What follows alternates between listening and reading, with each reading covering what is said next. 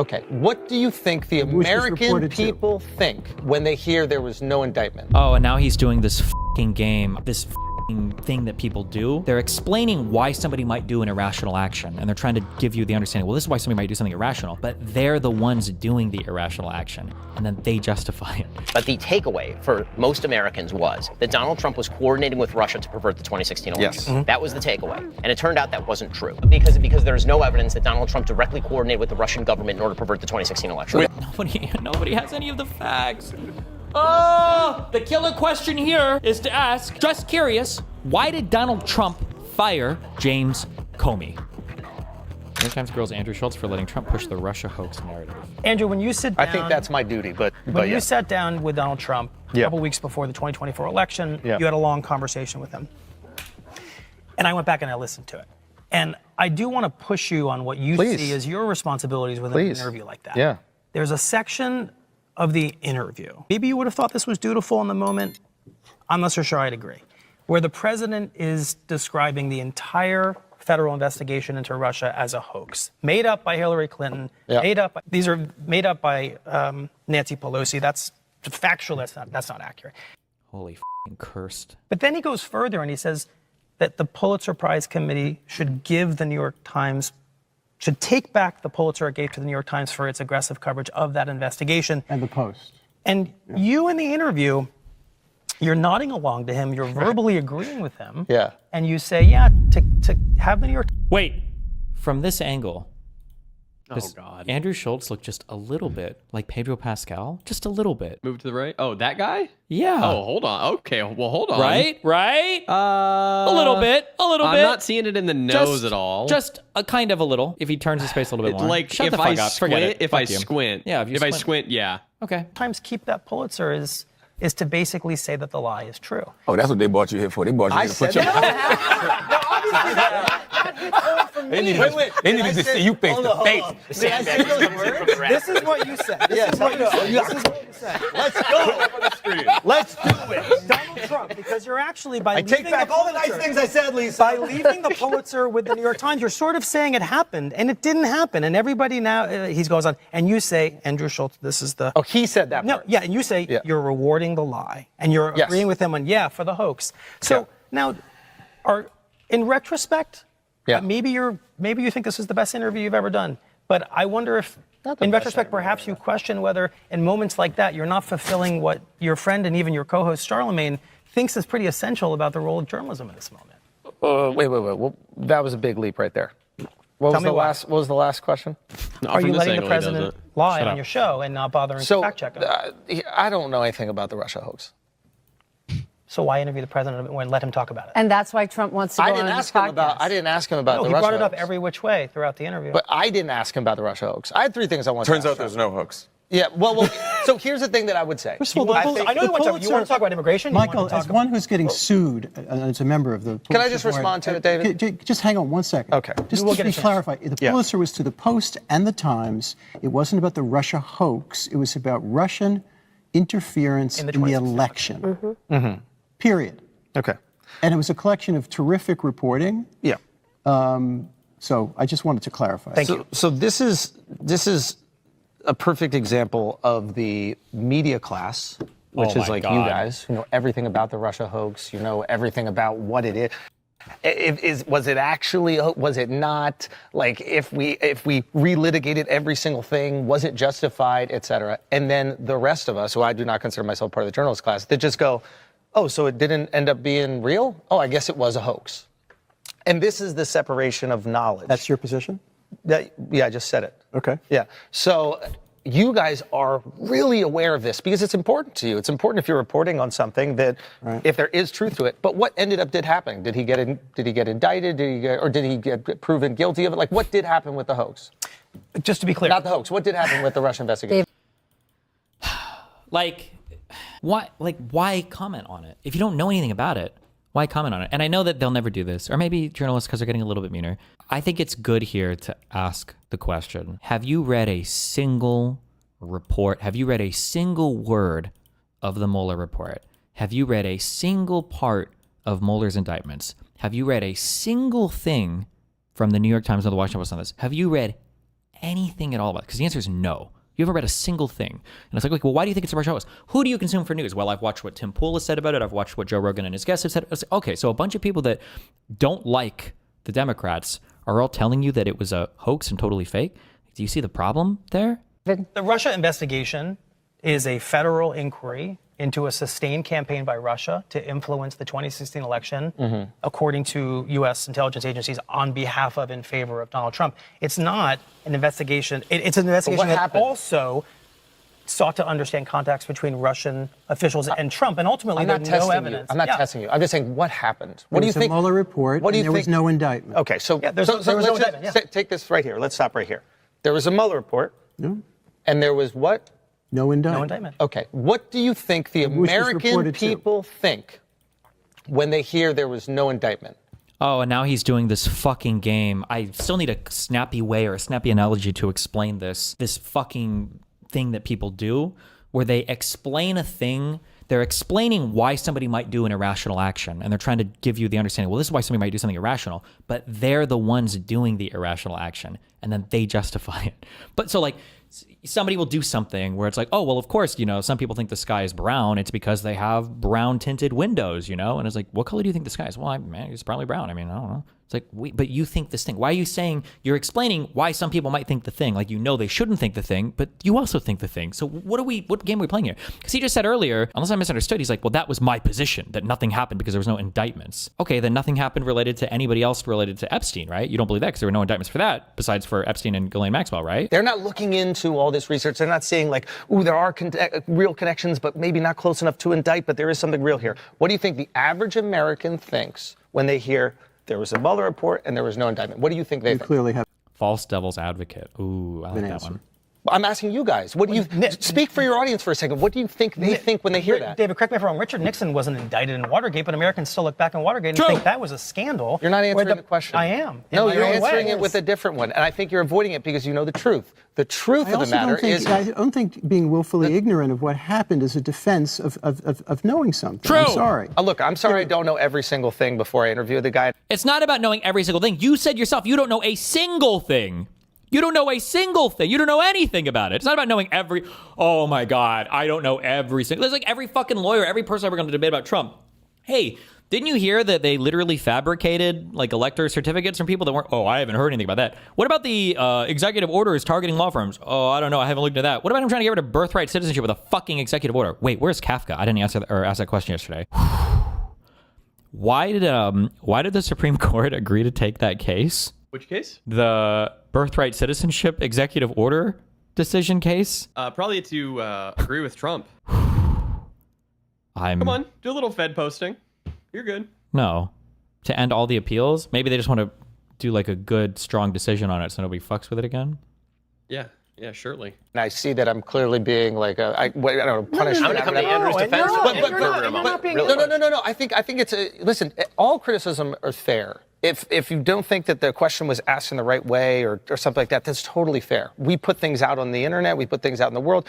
These criticisms are completely allowed. I don't think there's anything wrong with that. So, like, how did we get to this position to where he's like, well, I didn't even know anything about that. And I wasn't going to ask him anything about that. But now he's like defending the content. No. What I'm trying to tell you is there is definitely a separation between what lying? you guys know and what the American people know. That's true. And when you only talk to other journalists, you guys are all aligned, left or right, about. But they don't just talk to other journalists. They're journalists. They publish articles for every to read. Like what the facts of these things are. But when you go to, maybe not. Yeah, no, I would think Ben and I are not aligned on this. Andrew, remember earlier when I was talking about the gestalt of the story, this is what I mean. Like the overall sense of the story in Russia is that there was an allegation, okay? And again, the specifics were not quite this clean. But the takeaway for most Americans was that Donald Trump was coordinating with Russia to pervert the 2016 election. Yes. Mm-hmm. That was the takeaway. And it turned out that wasn't true. So to be clear, that was one, maybe not Trump himself, because we never got that deep, but the people working on his campaign, they were, beyond any doubt. And most of them have admitted it, either through Roger Stone and the coordination with the Guccifer guy who did the Russia leaks, or through that weird Trump Tower meeting where Trump and his surrogates agreed to meet with a Russian lawyer to get dirt on Hillary Clinton. Those are two undeniable things that everybody acknowledges as being true, and we know they're true, and that's just like, that is directly interfacing with Russia in order to try to get dirt on political opponents, on Hillary Clinton in this case. Like, we knew that 100%. I think the takeaway was... So the idea that somebody won a Pulitzer for coverage of subsections of that broader narrative, a narrative which turned out not only not to be true, but that the American people then rejected wholesale in 2024 and reelected the man president of the United States. That is the reason why, when Andrew says, yeah, I kind of get what you're saying, he's not wrong about that. Now, I mean, that's a different thing. But to the point, I would like to know why Ben believed it wasn't true. I just want to know. Like, because there's no evidence that Donald Trump directly coordinated with the Russian government in order to pervert the 2016 election. That is true. There is no evidence that Donald Trump directly did it. That is true. But there was a whole bunch of stuff that was going on where Donald Trump was trying to obstruct the investigation. And these are questions you can ask. Nobody has any of the facts. Oh, like the killer question here is to ask, just curious, why did Donald Trump fire James Comey? Talk about that. And that will unravel this whole thread of bullshit. He fired Comey to stop the investigation into him and the people around him. That was why. That proves Andrew's point. Which federal investigators also which is not the source of the inquiry. The inquiry was about interference. Right. Of course. That's what those pieces were about. And this is the problem with the TikTokification of information. Stephanie, you got your head in your hand, but it's true. This is why you have to talk to people. But this is... They do. They're journalists. They publish articles. They just don't have fucking podcasts or TikToks. So, and I think this is maybe an advantage. You're doubting that I talk to people any less than you do, and I don't. You definitely talk to them less than us. No, that's 100%. just false. David, that's simply false. You're 100. When the last time you've been in a strip club, David? Come on, Andrew. come on. Andrew. I'm not joking. No. The actual work of journalists is to I'm not insulting the work of journalists, and I'm obviously. But you are. And insulting David in that way. No, I'm insulting David because I was fun. We can kid around. That's fine. Yeah. That's fine. But if we're being serious here, those stories were about a specific thing. You can debate till the cows come home whether the Mueller report was interpreted by... Destiny, my point was a banger, and you should use it in future debates when people bring this up. No, your point is a horrible one. 10 years ago, your point would have been a good one, but today, they would disagree. Here, Tug Fwitch and DGG says, Destiny, there's also no evidence that Hitler directly ordered the Holocaust. Chances are these days, people say, oh shit, you're right, true. I don't know if he actually did. But I understand where you're coming from. But these days, I would never roll with any analogies to stuff like that or comparisons to stuff like that because they'll probably just agree. Bar in the proper way, all the rest. But those stories were solid. Okay, I'm not saying the stories weren't solid. This whole conversation is, at least it was started by a distrust in media, right? And a lack of understanding of what's going on. Bring it back to the beginning. Almighty. And I think that, like, to what you were saying, right? The idea of what Americans think happened. I agree. There was an investigation and then no indictment. When I hear there's an investigation and then no indictment.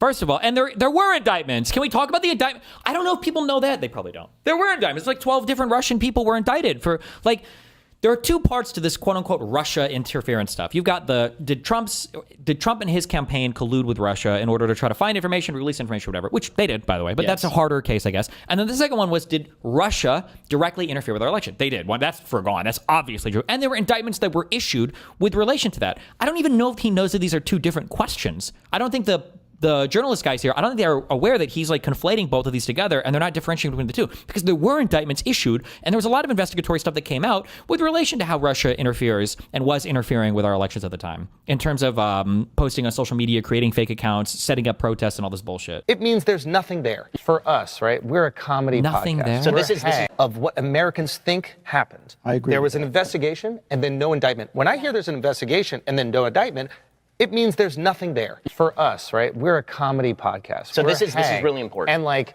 for when Donald Trump goes on SNL, we don't sit here and relitigate every sketch and be like, well, why didn't he address the Mueller probe in this sketch?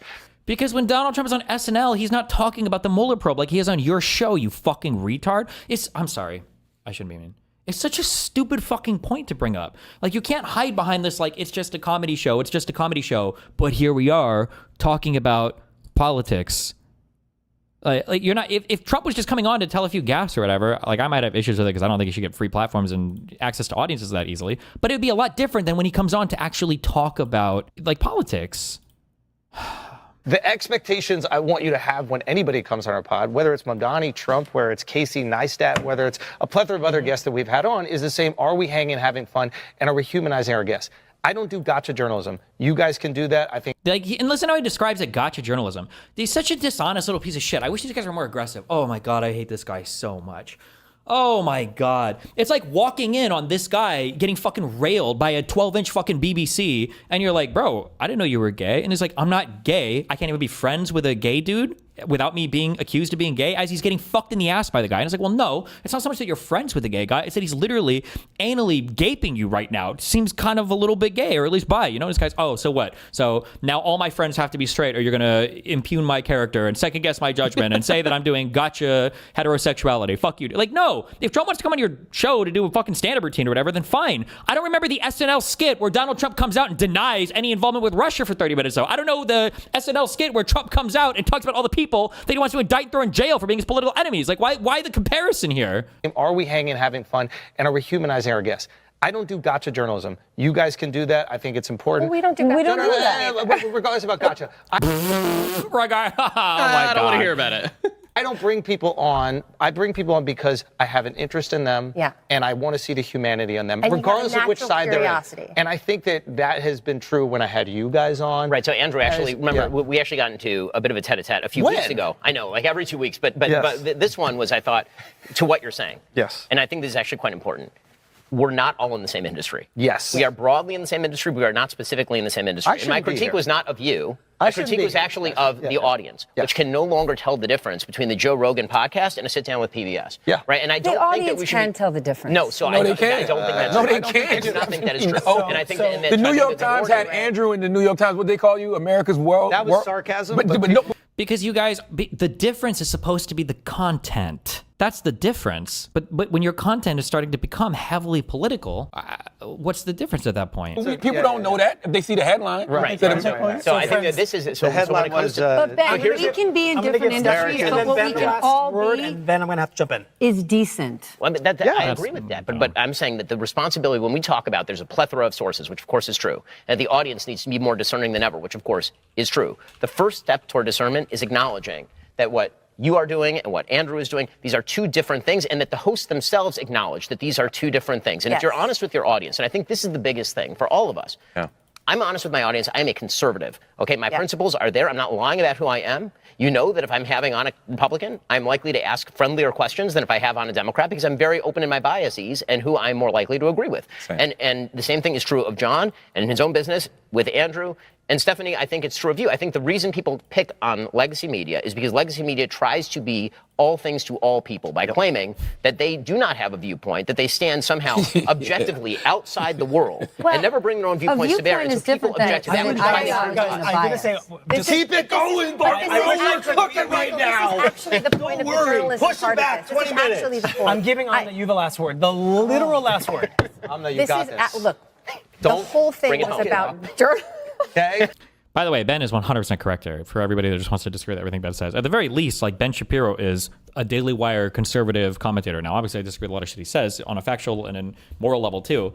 But, like, I would much rather a world full of Ben Shapiros that are part of conservative news networks that carry water for Trump or whatever bullshit conservatives do than a bunch of fucking Andrew dipshit Schultzes who are like, oh, I'm actually just a totally impartial centrist guy who happens to carry water completely for the conservative movement. Stop being distracted. Don't listen We better to all, it. whatever you say, we If better this all goes great, you're getting funding. We're bringing the funding back. You stepping He knows in? Donald Trump. He knows Donald Trump.